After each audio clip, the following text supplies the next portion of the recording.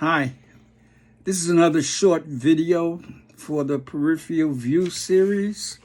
My name is Alfonso Severos. I'd like to talk about the agreement, the debt ceiling agreement reached by the White House and the leaders of the House of Representatives. Few things we need to understand about this agreement and to understand about the debt in general. Two ways to address the debt. One way is to cut spending, in other words, less governmental programs. And the other way is to increase taxes. One reduces spending, the other increases revenue. Now, we need to put things into a recent historical context. For 3 years under President Biden, the debt ceiling increased somewhere like $8 billion. And that was due to the tax cut to the rich, not increase in social program spending. So for 3 years straight, the debt ceiling went up because we cut and reduced the income coming into the federal government by reducing and providing tax breaks for the rich and corporations. So you need to understand that. And that helps us to get a sense of why the debt ceiling is so high. And the Republicans are consistently blaming it on government spending without looking at tax breaks for the rich and the corporate sector. Now, this recent agreement, there's some problems with it. The Republicans tend to gain basically in two ways. They approve the pipeline runs through Virginia and West Virginia that will benefit corporate America, big oil. A lot of concern, environmental concerns about this, and the possibility for pollution. And the fact that we don't need to increase oil, we need to move away from the fossil industry, the oil industry, and work towards the alternatives. It's not good for the environment, the planet.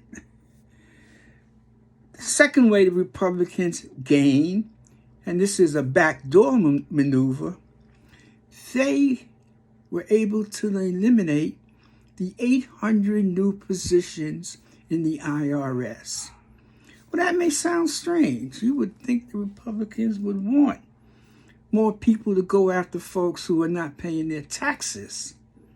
And that, why would they want to get rid of the 800 proposed IRS positions? Well,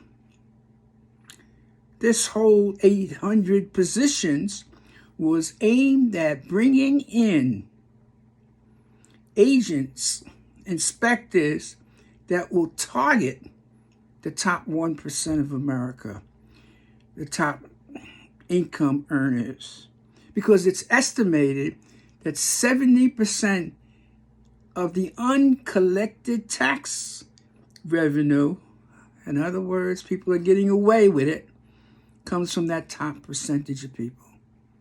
Not the little guy, the guy with the money. And so these 800 new agents was brought in to target that group. And of course, that is the group that supports the Republicans. That is the group that many of the Republicans are members of themselves. So it makes sense that they would not want it. In terms of the Democrats, my God, the progressives, many progressives say we will not vote for this. They will not vote for it for a number of reasons. One is the work requirements for government assistance programs, especially food stamps. Do we want people 55, 56, 58, 59 who are unemployed or have difficulties feeding themselves and receiving food stamps? You know, the idea that they have to go and work for these benefits, it's unclear. But one of the things about this, we have no idea how this would be enforced because the food stamp agency just doesn't have the personnel to do that. The other one, of course, you know, you look at this and you says, wait a minute, this is hurting the little guy. This is hurting, you know, the masses. The other thing is the end of the pause on student loan payment. That's a biggie. That's a biggie. And the Republicans were dead set on ending that. The student loan payment pause. So those are the pipeline, the work requirements for government assistance, and these student loan programs are reasons why many progressives say the deal is a no deal. Now, here's the thing. If they voted down, what group will it hurt the most? If there's a freeze because the government can't meet its debt. One group, top of the list, will be those folks on Social Security. Checks won't go out. Many, Social Security is their major source of income. If you worked like I did for a number of years or for a significant number of years in the not-for-profit and small not-for-profit agencies, you didn't have retirement. You did not have retirement. So many folks that I know live primarily on Social Security. And that group will receive the bulk of the hurt.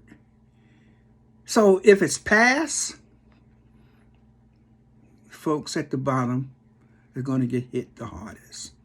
If it doesn't pass, folks at the bottom is still going to get hit the hardest. Tells you something. I hope this gave you a little more insight into this whole debt relief situation.